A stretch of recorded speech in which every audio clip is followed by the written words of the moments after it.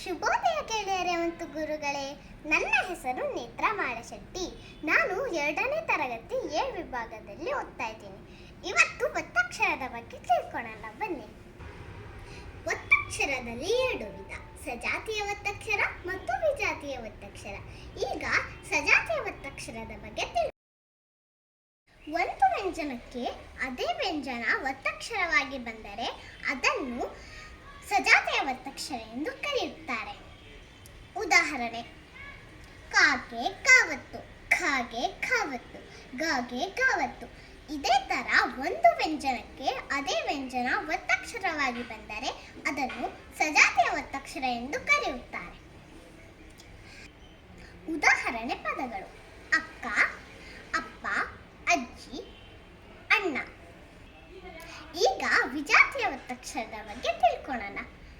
ಒಂದು ವ್ಯಂಜನಕ್ಕೆ ಬೇರೆ ವ್ಯಂಜನ ಒತ್ತಕ್ಷರವಾಗಿ ಬಂದರೆ ಅದನ್ನು ವಿಜಾತಿಯ ಒತ್ತಕ್ಷರ ಎಂದು ಕರೆಯುತ್ತಾರೆ. ಉದಾಹರಣೆ: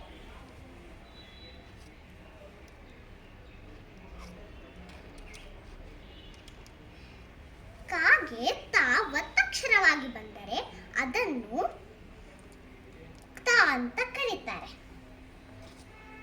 ಇದೇ ತರ ಕಾಗೆ ಶ ಒತ್ತಕ್ಷರವಾಗಿ ಬಂದರೆ ಅದನ್ನು ಕ್ಷ ಅಂತ ಕರೀತಾರೆ. ಉದಾಹರಣೆ ಪದಗಳು: ಪುಸ್ತಕ, ಹಸ್ತ, ಮಸ್ತಕ. ಈ 3 ಪದಗಳಲ್ಲಿ ಸಾಗೆ ತ ಒತ್ತಕ್ಷರವಾಗಿ ಬಂದಿದೆ. ಶಕ್ತಿ, ಇಲ್ಲಿ ಕಾಗುಳಿಸುವಿಕೆಗೆ ತ ಒತ್ತಕ್ಷರವಾಗಿ ಬಂದಿದೆ. ದ್ರಾಕ್ಷಿ, ಇಲ್ಲಿ 2 ಅಕ್ಷರಗಳಿಗೂ ಬೇರೆ ವ್ಯಂಜನ ಬಂದಿದೆ.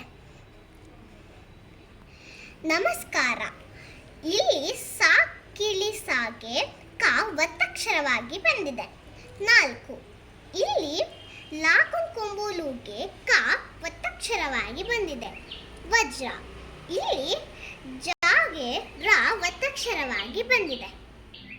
ನಾನು ಹೇಳಿದ್ದು ನಿಮಗೆಲ್ಲರಿಗೂ ಅರ್ಥ ಆಗಿದೆ ಅನ್ಕೊಂತೀನಿ. ಧನ್ಯವಾದಗಳು.